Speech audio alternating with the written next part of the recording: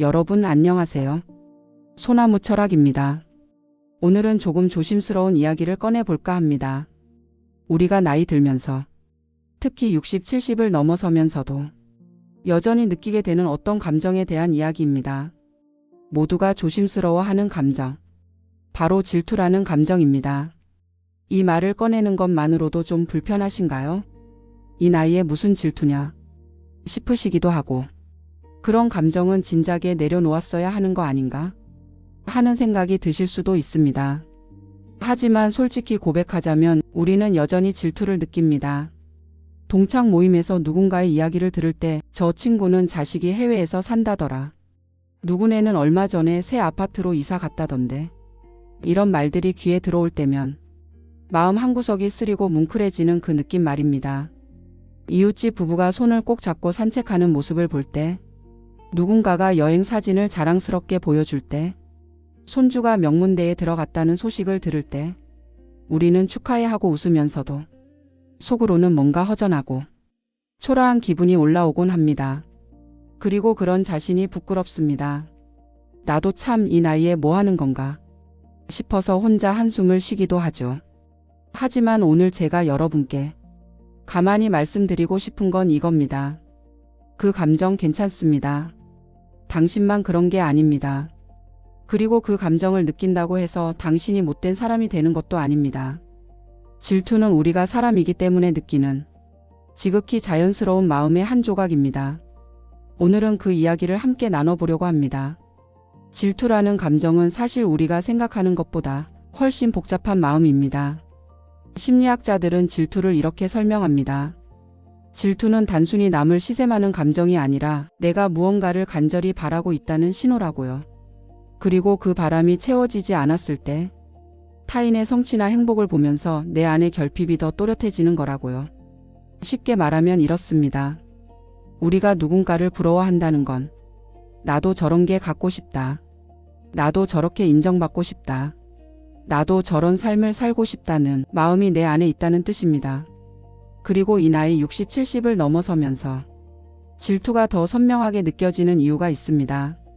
젊을 때는 아직 시간이 있으니까 나도 언젠가는 하는 희망이 있었습니다. 하지만 지금은 솔직히 인정하게 됩니다. 이제는 그때로 돌아갈 수 없구나. 내가 못 이룬 것들이 이제 분명해지는구나 라는 걸요. 그러니까 타인의 성취나 행복을 볼 때 나 자신이 더 초라하게 느껴지는 겁니다. 나는 뭐 했나? 나는 왜 이렇게 살았나? 하는 자책이 함께 올라오는 거죠. 하지만 여기서 우리가 놓치지 말아야 할 게 있습니다. 질투를 느낀다는 건 우리가 여전히 무언가를 바라고 있다는 뜻이기도 합니다. 여전히 살아있고 여전히 더 나은 삶을 꿈꾸고 있다는 증거입니다. 만약 정말로 모든 걸 내려놓고 아무것도 바라지 않는다면 질투 같은 감정은 생기지도 않을 겁니다. 그러니 질투를 느낀다고 해서 자신을 너무 미워하지 마세요. 오히려 그 감정은 당신이 여전히 마음이 살아있는 사람이라는 뜻입니다. 프랑스의 철학자 시몬 베유는 이런 말을 했습니다. 비교는 우리를 우리 자신으로부터 멀어지게 만든다고요. 우리가 질투를 느낄 때 사실 우리는 타인과 나를 비교하고 있는 겁니다. 그리고 그 비교 속에서 정작 나 자신은 점점 흐려지고 사라집니다. 저 사람은 저런데 나는 이것밖에 안 되네. 저 사람은 저렇게 사는데 나는 왜 이 모양인가. 이렇게 자꾸 남과 나를 재다 보면 내가 가진 건, 내가 지켜온 건, 내가 살아온 길은 전부 하찮게 느껴집니다. 하지만 철학자들이 우리에게 들려주는 또 다른 이야기가 있습니다. 질투는 사실 우리에게 중요한 질문을 던진다는 겁니다. 나는 진짜 무엇을 바라는가? 내가 정말 원하는 건 무엇인가? 라는 질문 말이죠. 예를 들어 동창이 해외에 사는 자식 이야기를 할 때 질투가 올라온다면 그건 단순히 나도 자식이 해외에 살았으면 하는 게 아닐 수 있습니다. 어쩌면 진짜 바람은 나도 자식에게 인정받고 싶다. 나도 자랑스러운 부모가 되고 싶다는 더 깊은 마음일 수 있습니다. 누군가의 여행 사진을 볼 때 질투가 느껴진다면 진짜 바라는 건 여행 자체가 아니라 나도 무언가 새로운 걸 해보고 싶다. 나도 생기 있게 살고 싶다는 욕구일 수 있는 거죠. 이렇게 보면 질투는 지워야 할 나쁜 감정이 아니라 나의 진짜 욕구와 상처를 알려주는 거울 같은 겁니다. 그럼 이제 우리 삶의 구체적인 장면 속으로 들어가 볼까요? 먼저 동창 모임 이야기부터 해볼게요. 오랜만에 만난 친구들과 밥을 먹는데 자연스럽게 자식 이야기가 나옵니다. 누구는 아들이 의사고, 누구는 딸이 대기업에 다닌다고 합니다.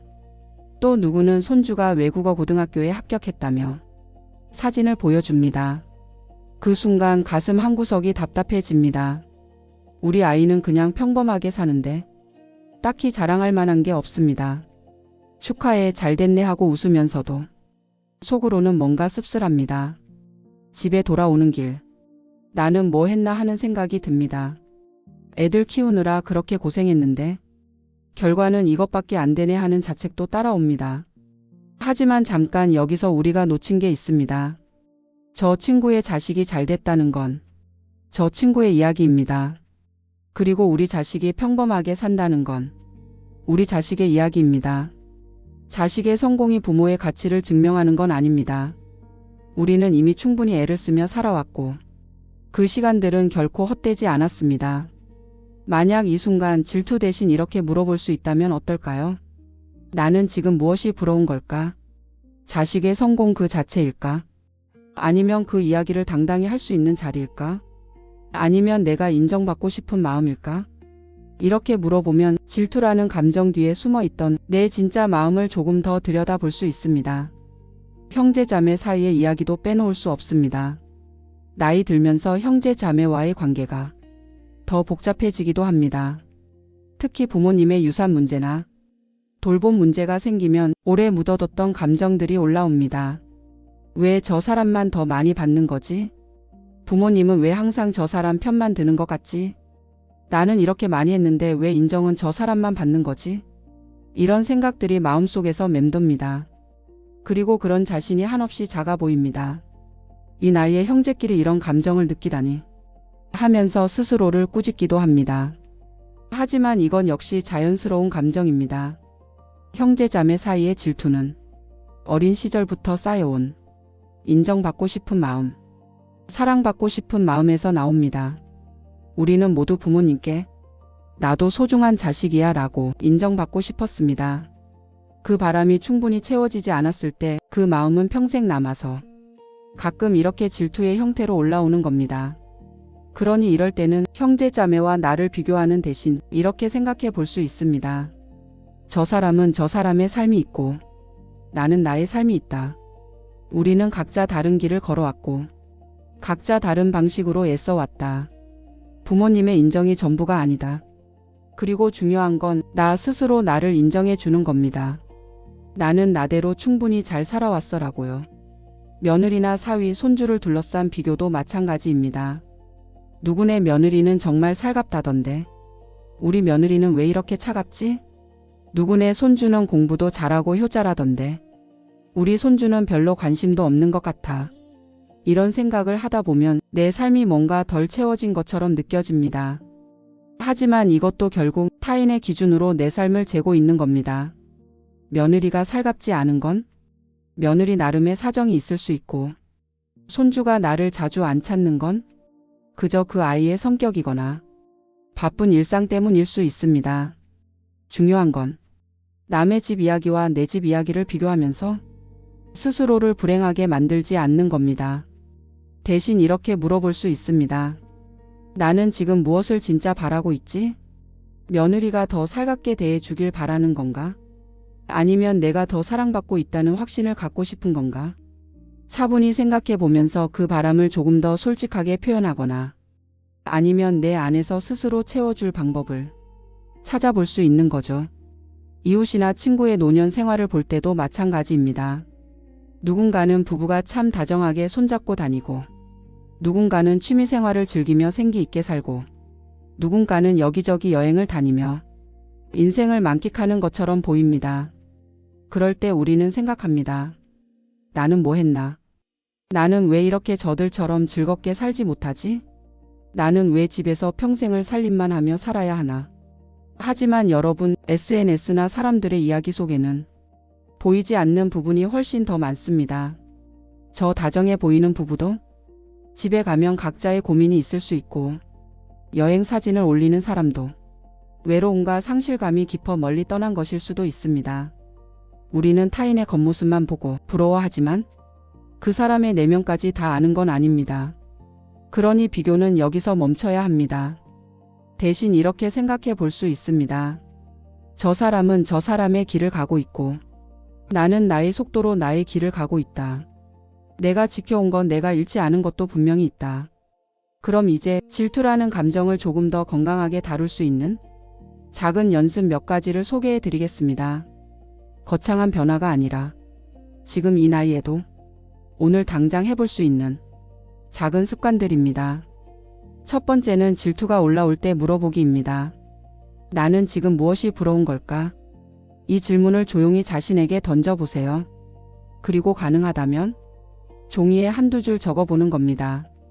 예를 들어 동창이 자식 자랑할 때 부러웠다고 적었다면 그 다음에 이렇게 한 번 더 물어봅니다. 내가 진짜 부러운 건 뭘까? 자식이 잘 되어 자랑할 수 있는 자신감? 아니면 자식이 잘 된 것 그 자체인가? 아니면 내가 인정받는 느낌? 이렇게 한 번 더 파고들면 질투 뒤에 숨어있던 내 진짜 마음이 조금씩 보입니다.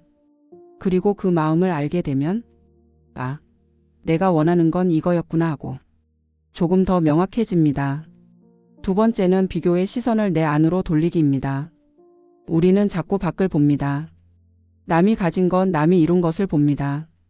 하지만 가끔은 시선을 안으로 돌려서 내가 지켜온 것, 내가 잃지 않은 것을 떠올려 보세요. 나는 자식을 건강하게 키웠어. 나는 이 나이까지 건강을 지켰어. 나는 친구를 소중히 여기며 살았어. 나는 정직하게 살아왔어.